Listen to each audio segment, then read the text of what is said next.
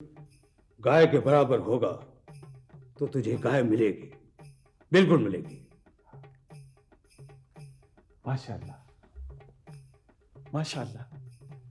ये हुई ना क़यामत की खबर रखना। तो खबर ये है कि मीर मोहम्मद कातिल की छोटी बेटी अपने छोटे रईस की प्राइवेट सेक्रेटरी है। ये तू क्या कह रहा है पीर कुदरतल्ला? मैं सच कह रहा हूं। इन चश्मे गुनाहगार ने खुद देखा है। मैं जब चंदे का चेक लेने गया था खुशबू लगा के।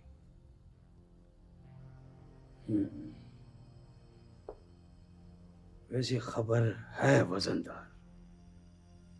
और अपने रईस की उस पर नजर खास भी है। ये तो और कहानी शुरू हो गई।